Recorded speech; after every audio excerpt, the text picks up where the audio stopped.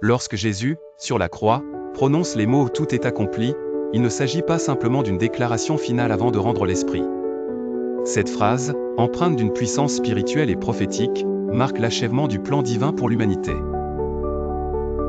Dans Jean 19 versets 28 à 30 il est écrit, « Après cela, Jésus, qui savait que tout était déjà consommé, dit, afin que l'écriture fût accomplie, j'ai soif. » Il y avait là un vase plein de vinaigre.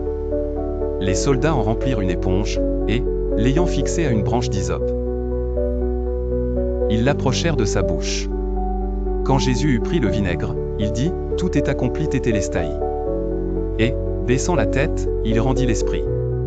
Mais que signifie réellement cette parole et quel impact peut-elle avoir dans nos vies aujourd'hui?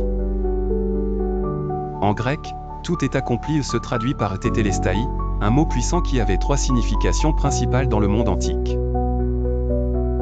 Premièrement, un serviteur achevant une tâche, dans l'Antiquité, lorsqu'un esclave terminait une mission confiée par son maître, il déclarait les tétélestai, signifiant que le travail était entièrement accompli.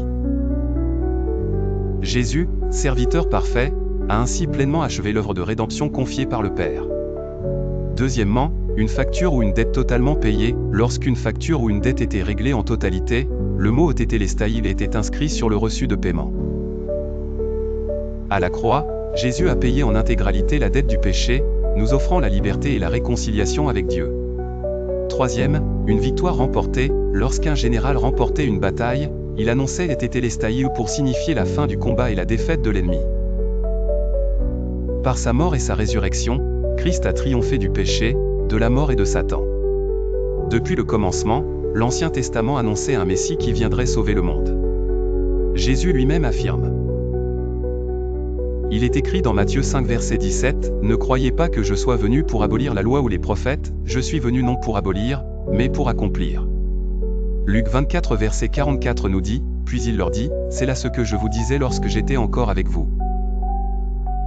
Qu'il fallait que s'accomplît tout ce qui est écrit de moi dans la loi de Moïse, dans les prophètes, et dans les psaumes. » Sur la croix, il accomplit toutes les prophéties messianiques, du sacrifice parfait annoncé dans Ésaïe 53 à la victoire sur la mort proclamée dans Psaume 16 verset 10.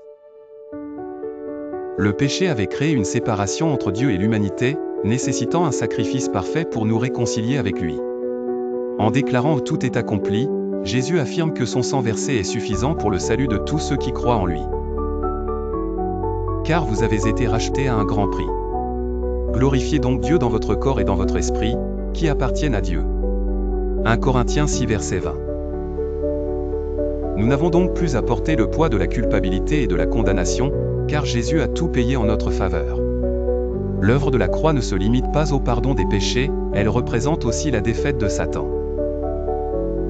Il a dépouillé les dominations et les autorités, et les a livrées publiquement en spectacle, en triomphant d'elles par la croix. Colossiens 2 verset 15. Tout est accompli et n'est pas une simple parole de fin, mais un cri de triomphe. Cette déclaration n'était pas seulement pour ce moment historique, elle est une réalité vivante pour chaque croyant aujourd'hui.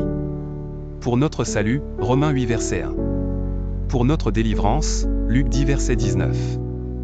Pour notre guérison, Ésaïe 53 verset 5. Pour notre provision, Philippiens 4 verset 19. Tout est accompli est un cri de triomphe.